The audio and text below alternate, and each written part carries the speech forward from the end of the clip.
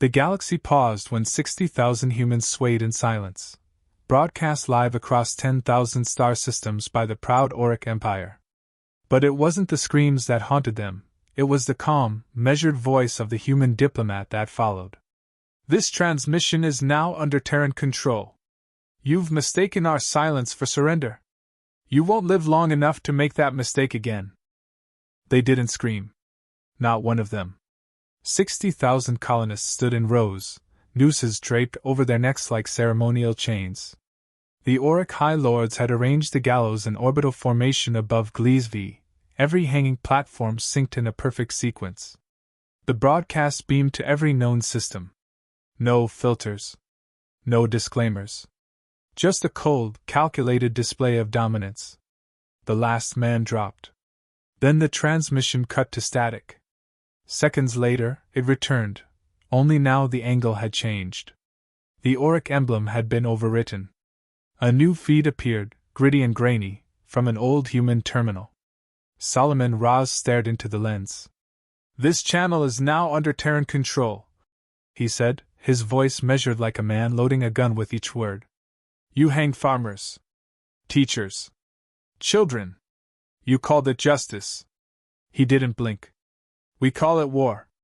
The feed cut again, replaced with a star map. Every executor lordship, base, relay station, and patrol route was highlighted in red. Then the map zoomed out, revealing Earth's ghost fleet, cloaked warships embedded in orbital silence, closer than anyone had guessed. The galaxy froze. Inside the Auric High Tribunal, silence reigned until Supreme Executor Vorax exploded from his seat. "This is madness. Earth has no authority." Raz didn't even look at him. He was already stepping forward, a small glowing disk in his hand. He placed it on the floor.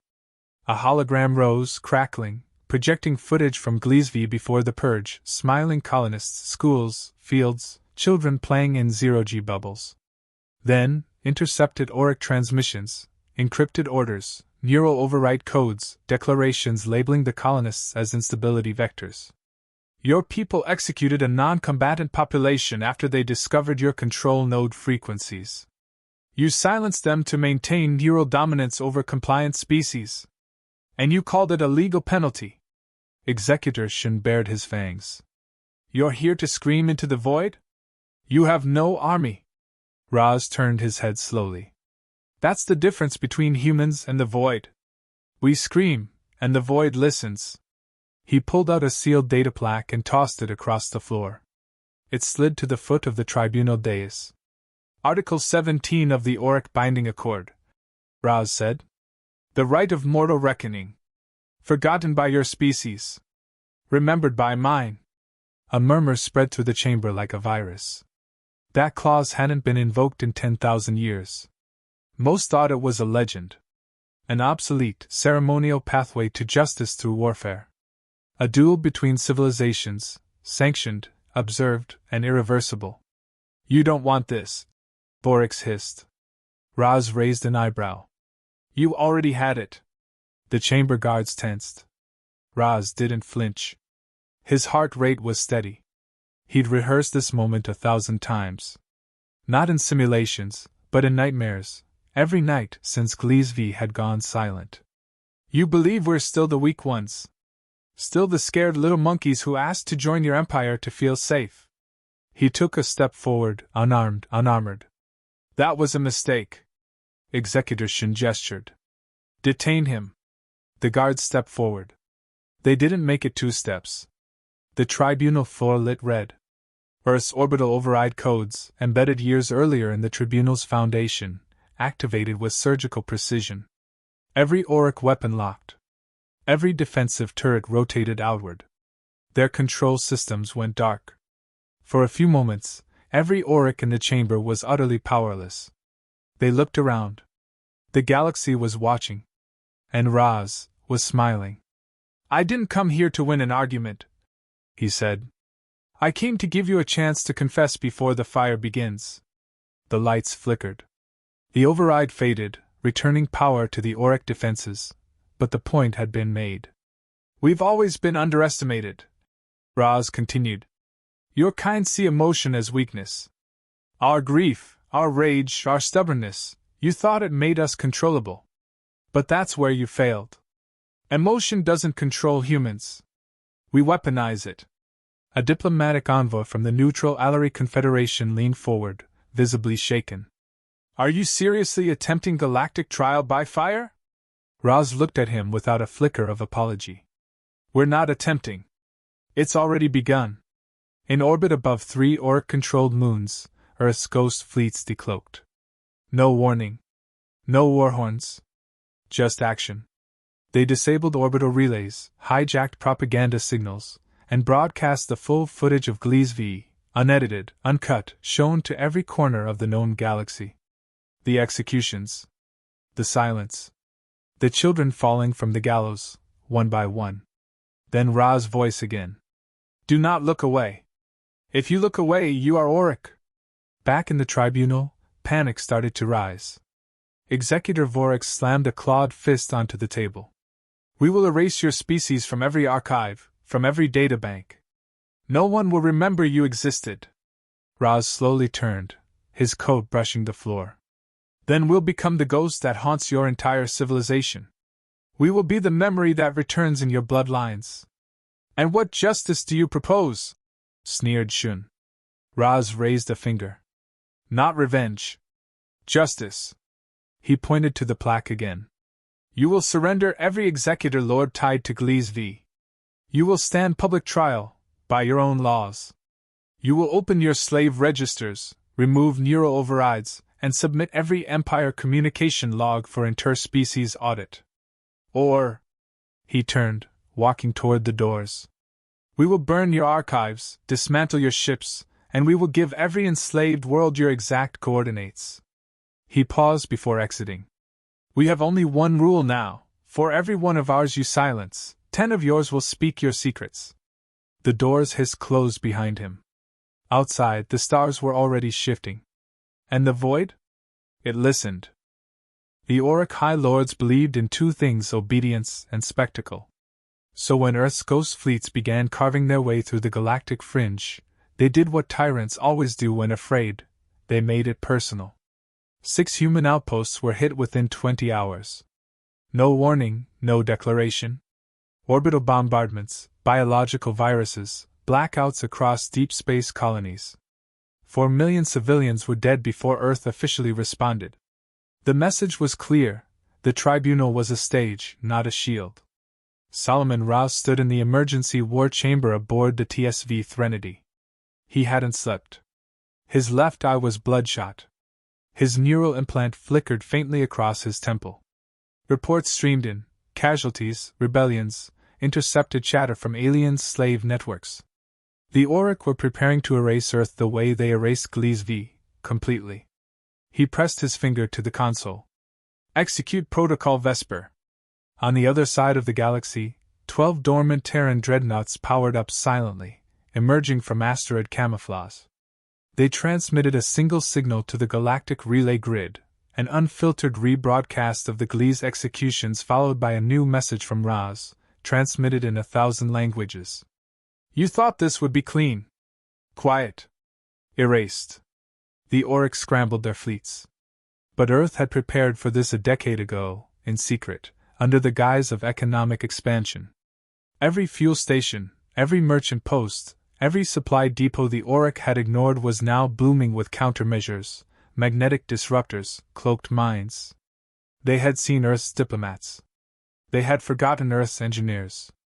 Executor Shun ordered full mobilization. Executor Vorex ordered the arrest of every species that had signed mutual trade pacts with Earth. Raz ordered something else: Operation Oracle.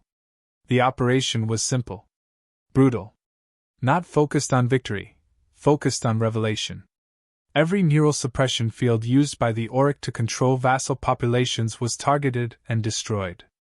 Orbital AIs, once dormant, were suddenly active again.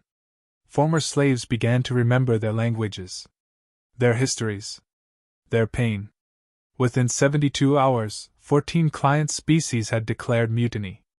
3 had already signed joint sovereignty pacts with Earth's High Command.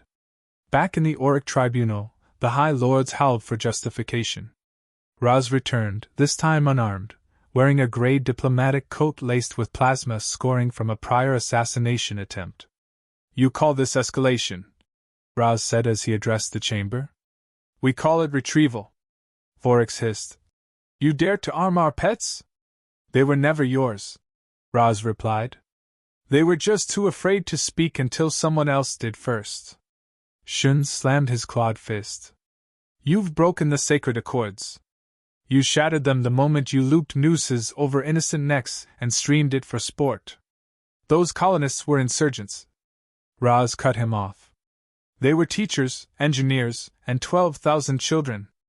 You executed them to hide the truth. And you failed." He activated a projector. It displayed recovered footage from Galactic's scientific archives. The colonists had discovered that auric neurocollars emitted a specific frequency that could be countered using Terran-generated harmonic pulses. The collars didn't enforce loyalty, they suppressed memory, identity, willpower. The humans had been testing a way to disable them peacefully. "They weren't rebelling," Raz said.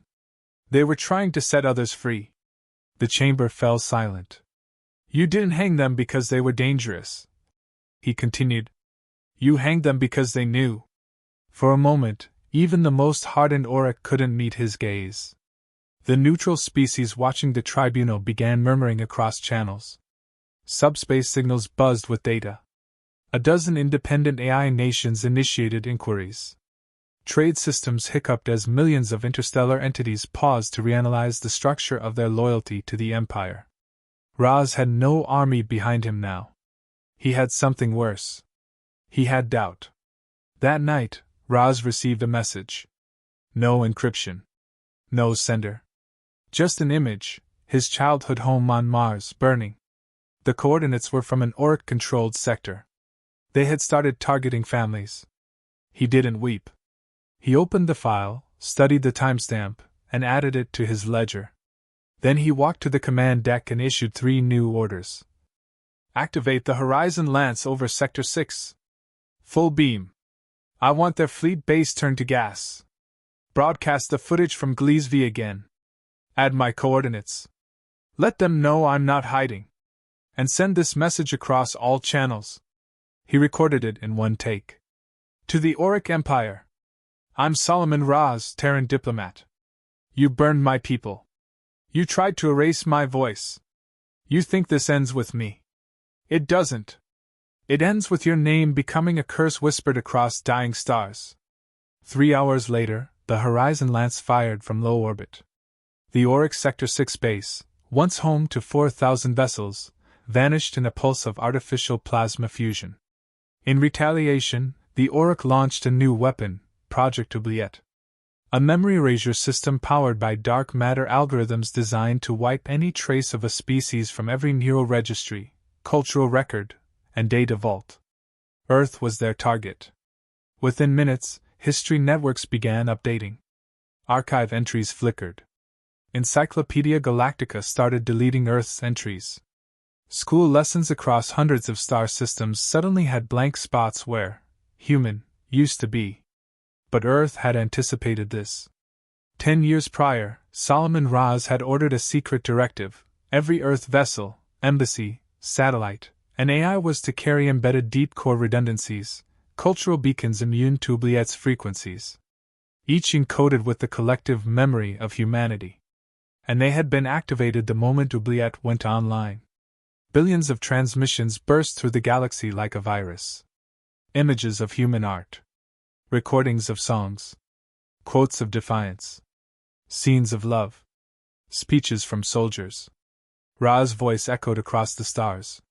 We remember Glees. And now so will you. Suddenly, races that had never heard of humans were quoting Terran philosophers. Prisoners with wiped memories awoke speaking Earth tongues. Starside orphan colonies lit up with unfamiliar anthems pulsing from memory nodes they didn't know they carried. The Auric failed to erase Earth. Instead, they spread it. Back in the tribunal, Raz stood taller than he had all week. You can try to kill us, he said softly. But you made us immortal the moment you made us martyrs. He didn't wait for a response.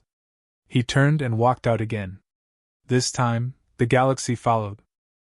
The Auric Empire responded with terror dressed in protocol. After Earth strikes and the failure of Project Oubliette, they held an emergency conclave to officially declare humanity an existential anomaly, an error in galactic order to be purged completely. Within hours, they launched a system-wide extermination initiative. No war declaration. No diplomatic buffer. The plan was titled Final Compliance. Every human planet, station, outpost, or ally would be reduced to ash, and their names erased from galactic memory. They started with Emer 9, a remote terraforming station housing 9 million civilians and experimental biocrop farms. They expected it to be undefended. It was.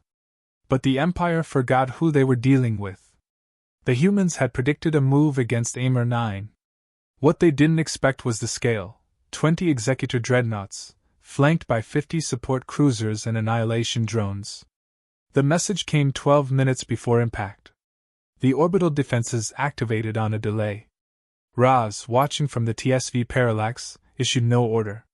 He only watched. When Emer 9 went dark, there were no screams. Just silence on every channel. The flame in Raz's chest burned quietly. He didn't mourn out loud. He made a list. Every executor involved in the attack, every crew manifest, every ship identification code, they all went into a file labeled Ashfall. Then he looked at Admiral Keir and spoke 6 words that turned the war from strategic to apocalyptic. We are no longer taking prisoners. Across the galaxy, humanity's doctrine changed. Surgical strikes gave way to total fleet suppression. Orbital bombardments on military targets extended to support infrastructure. The humans didn't target civilians, but they no longer cared who stood too close to those who did. Executor outposts began vanishing from star maps. The Alary Confederation, once neutral, sent an envoy to plead for restraint. Raz answered personally. We pleaded for restraint while our children hung in vacuum. Your silence cost us planets. Now our silence will cost them stars. The Auric tried a new approach: propaganda. They flooded the galactic net with images of human brutality, taken out of context, edited to show Earth as aggressor. They claimed humans were genetically unstable, too emotional, too erratic. The humans responded by releasing unedited footage of the Gliese hangings. Then the neural override footage. Then the massacre at Emer 9, raw, brutal, and undeniable. Civilizations that had once turned away now turned toward Earth. The Empire's fears spread faster than its orders. By week's end, 52 systems had rebelled. It wasn't a war anymore. It was a reckoning. Raz stood before a council of defectors, former enslaved races who had joined Earth's growing alliance. His voice was gravel. His posture steel. We're not building an empire, he said. We're ending one. A voice from the back, a feathered reptilian chieftain named Velkar, asked. What happens after? Raz replied. That's for the living to decide. We're just here to ensure they get the chance. Intelligence soon uncovered the key to Auric Command Cohesion, Core Mind Relay 01, a central AI lattice that coordinated most of the Executor Lord's communications and movement strategy. Hidden beneath the crust of their capital moon, Dareth Null, the lattice was buried inside a fortress shielded by psychic dampeners and zero-point mines. Most thought it impenetrable. Raz sent a team anyway. They were called the Quiet Chorus, a group of human operatives erased from official records, trained in data war and physical infiltration. Their lead, Commander Harkin, hadn't spoken aloud in 6 years.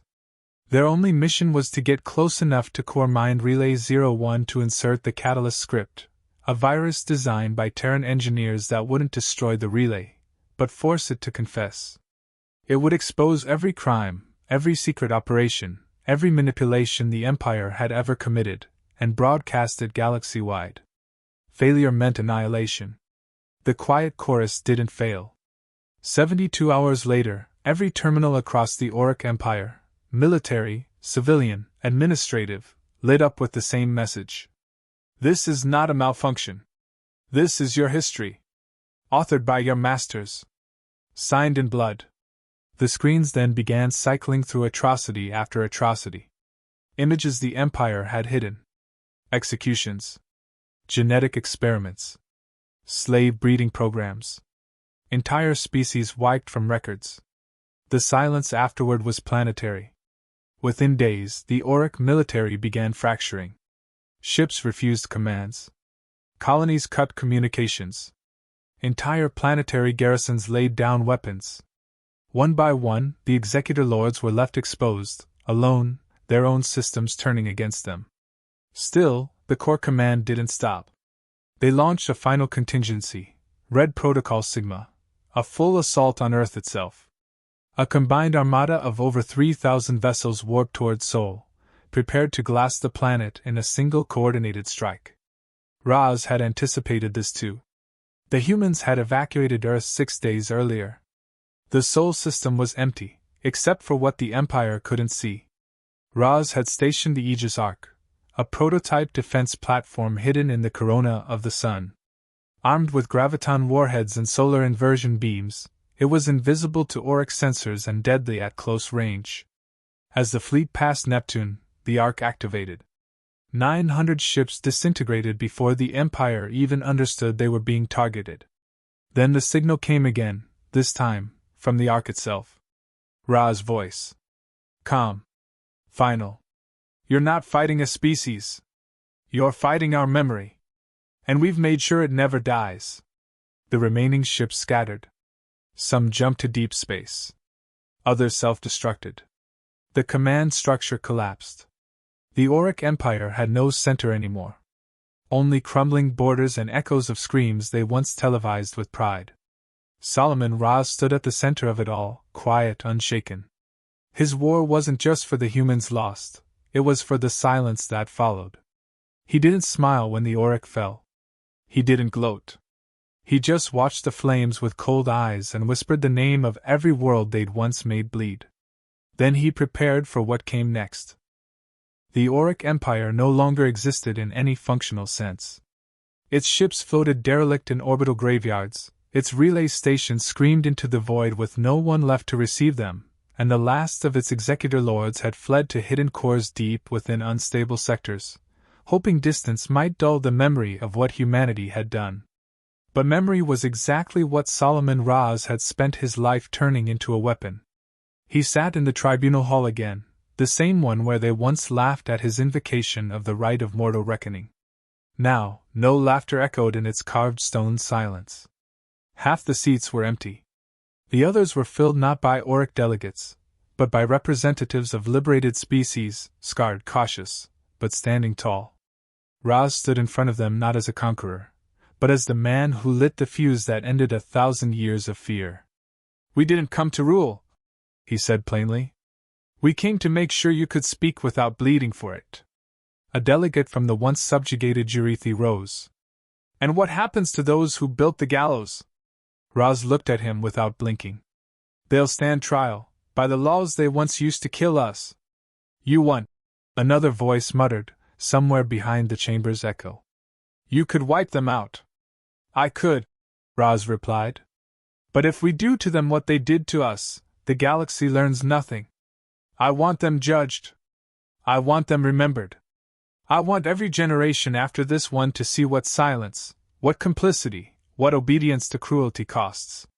The chamber stayed quiet. That, at least, was familiar.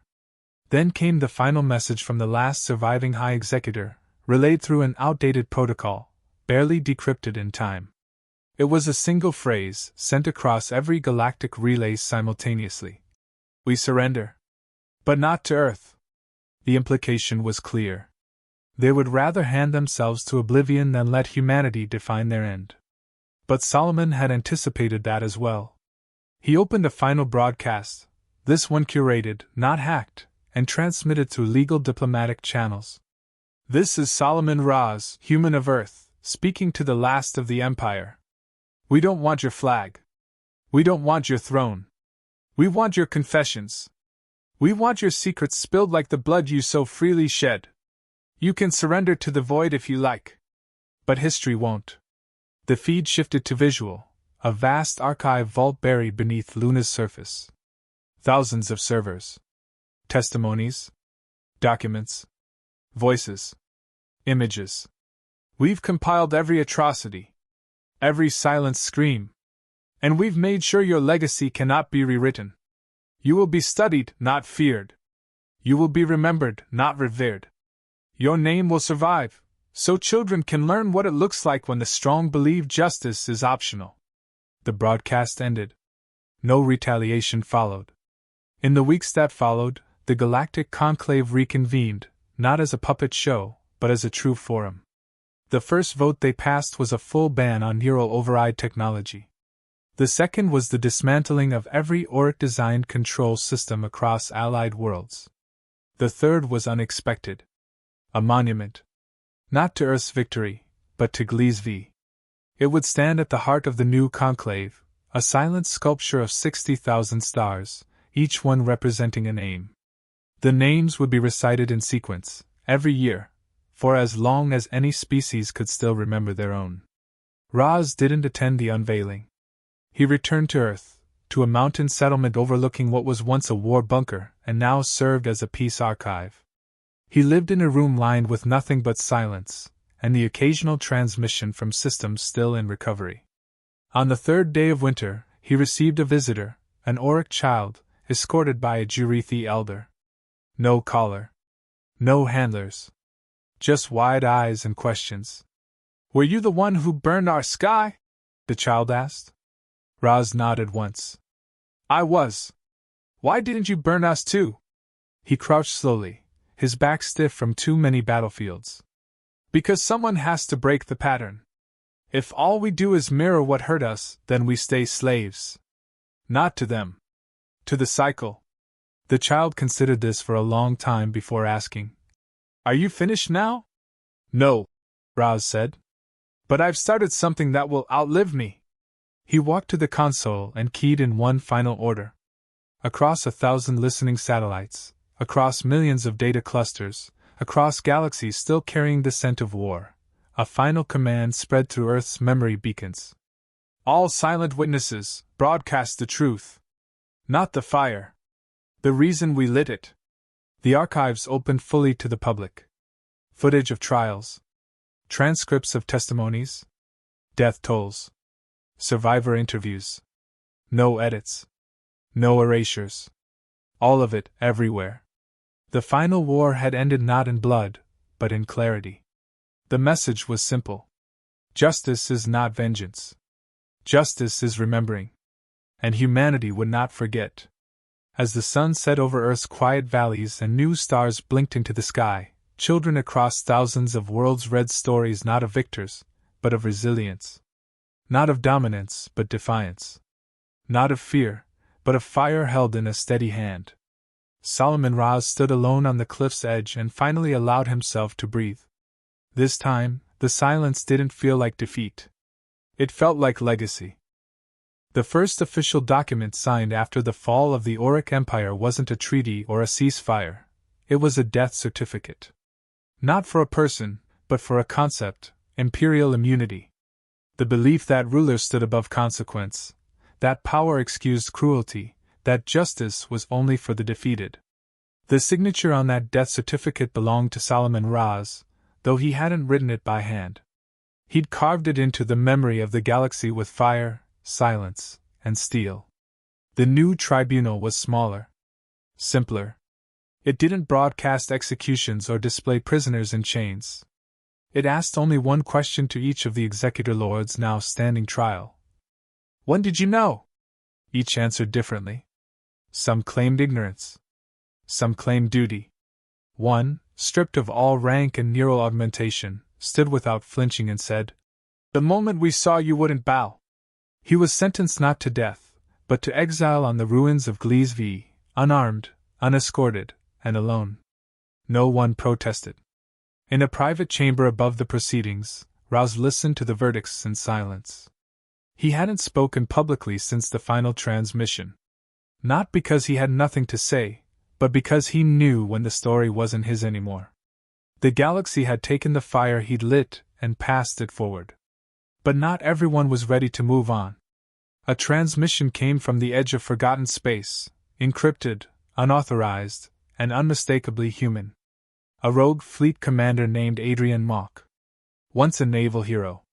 Now a ghost commanding 12 Earth warships that refused to demobilize. His message was brief. "You stopped too soon." Roz listened to it twice before replying. "I stopped where justice ends and obsession begins." Mock responded within the hour. "They slaughtered billions. We have their coordinates. You're building memorials. I'm building graves." The feed ended. Roz turned to his aide. "Where is he?" "Outer Fringe. Thales Drift. He's armed. Civilian planets nearby." "How many ships?" 12, but 2 are gun barges." "He's not bluffing." "Then he's already lost." Roz didn't call the tribunal. He went alone. He boarded a scout vessel and jumped into Thales Drift, knowing full well it could be a trap. Knowing that if he failed, Mock's fleet could reignite a war the galaxy barely survived. He landed on Mock's lead ship and walked through the docking bay without ceremony. Mock stood at the far end, still in his old admiral's uniform, a holster at his side, beard graying at the edges, fire in his eyes. "You think this is a negotiation?" Mock said. "No," Roz replied. "I think it's a funeral. I just came to make sure it's yours, not everyone else's." Mock laughed. "They deserve extinction. And we deserve to become them? They'll rebuild if we don't finish the job. They can rebuild under watch. Under law. But if we destroy what's left, then we prove they were right to fear us." Mock stepped closer. "They feared us because we remembered how to fight." "No," Roz said, quieter. "They feared us because we remembered what they forgot. That pain doesn't excuse cruelty. That survival isn't glory. That justice isn't vengeance dressed up in clean uniforms." Mock didn't blink. "They murdered your homeworld." Roz looked him in the eye. "And I didn't burn theirs." Mock raised his hand slowly, hovering over his holster. "You going to stop me?" "No," Roz said. "I'm going to leave the hatch open. And if you follow me through it, you'll stand down. If not, then I'll record this. And I'll make sure the galaxy knows your name. Not as a hero. As the man who tried to resurrect a war after justice had already won." Mock's hand trembled. Roz didn't move. The silence stretched. Then Mock lowered his hand. "Get off my ship," he said. "No," Roz replied. "You're coming with me." "You think I'll go on trial?" "No. You'll testify. You'll tell them why you were ready to restart the war. You'll tell them what happens when even the righteous forget the line. And then you'll help build what comes next." Mock didn't speak for a long time. Then he nodded once. Roz didn't smile. He turned and walked back through the hatch, Mock behind him. The fleet disarmed within the day. The galaxy never knew how close it came to collapse, again. Roz returned to Earth and did something no one expected. He resigned. Not in disgrace. In completion. The Terran High Council offered him power. Position. Legacy. He declined. "My story ends where it began," he said. With silence. He left no memoir. No statue. Only one message, delivered across Allied systems. "Justice is not a crown. It's a compass. If you wear it, you will lose. If you follow it, you may still fall. But at least you'll fall forward." He disappeared after that. Some say he returned to Gleesby. Others say he walked into deep space with nothing but a recorder and a seed vault. No one could confirm. No one needed to. Because the galaxy he left behind remembered. Not the battles. Not the burnings. But the choice. The choice not to finish the war with ash, but with order. The choice to speak, when silence was safer. The choice to walk away, when victory whispered otherwise. And somewhere, in a quiet classroom orbiting a once-enslaved moon, a child asked, "Who was Solomon Roz?" Their teacher smiled. "He was the man who reminded us that memory is sharper than any weapon. And that the most dangerous truth in the universe is a voice that refuses to stay silent.